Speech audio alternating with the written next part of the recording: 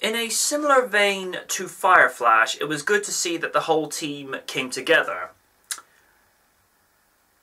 You know, even with Alan assisting in that propeller pod, for want of a better description, Scott coming in with Thunderbird 1 just to lasso the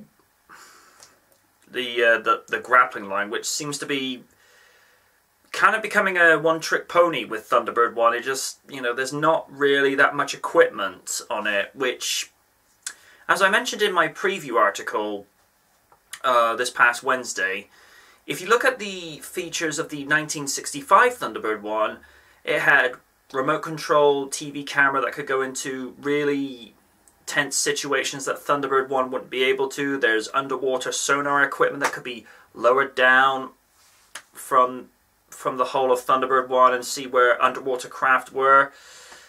And all this one seems to have is just a grappling hook to pull things out and, you know, and go sailing down. And I don't know, I felt like Thunderbird 1 got given the short straw of the upgrades and whatnot. There weren't so many reused jokes in this episode, save with the exception of mocking Grandma Tracy's cooking. And while it has been a while since that has been bashed, it has worn out its comedic effect, if it had any to begin with. It was clever to have Thunderbird 4 enter the gravity field with its design of being able to withstand high pressure. Granted, it wasn't designed specifically to do this out of the water, but it was still a good choice.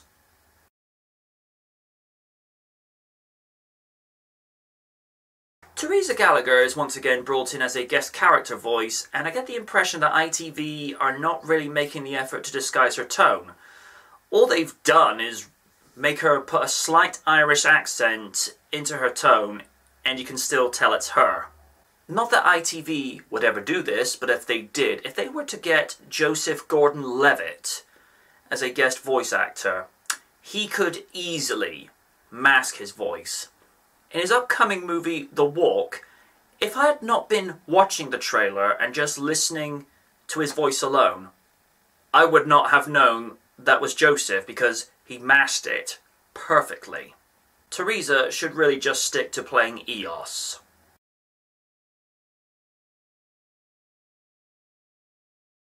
Top notch as ever. I don't really have anything to really highlight or comment on with this episode because the sets designed by Weta Workshop and the visual effects by Milk VFX are just amazing as ever.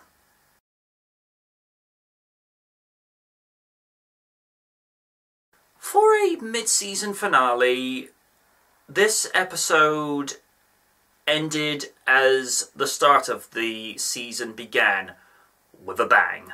The tension was nail-biting and the actors had decent material to work with. If the first half of this season is anything to go by, then suffice to say, the second half will be just fine.